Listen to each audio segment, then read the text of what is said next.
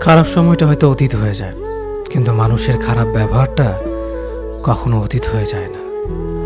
শুধু নিজে থেকে কথা বলা বন্ধ করে দেখো, দেখবে অনেক আপনজন বড় হয়ে যাবে। আসলে কেউ আপন হয় না। যারা তোমার ক্ষতি চায় তাদের আঘাত করবে না, তাদের সামনে একটু হাসি মুখে বাঁচবে।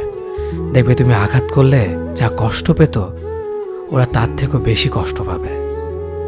যত মিশবে ততই মানুষ চিনবে। অভিনয় যে কত প্রকার হয় তা বুঝতে পারবে। সবাইকে তোমার সত্যতা জানানোর দরকার নেই। যে যা ভাবে তা নিয়ে সমালোচনা করতে দাও। বেঈমান মানুষগুলো কখনো অপরিচিত মানুষ হয় না, খুব কাছের মানুষগুলোই বেঈমান হয়।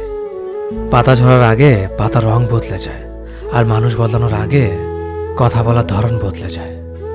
মন কখনো ভাঙে না, যেটা ভাঙে সেটা হলো বিশ্বাস। কেউ যদি তোমার সাথে কথা বলা বন্ধ করে দেয়, তাহলে বুঝে নিও তোমার পিছনে তারা তোমার নিন্দা করা শুরু করে দিয়েছে। ভুল মানুষের কাছে প্রত্যাশা রাখি বলে আমরা দুঃখ পাই বেশি। আপনি যতই নরম মনের মানুষ হবেন, ততই আপনি অন্যদের কাছ থেকে ক্ষত বিক্ষত হবেন।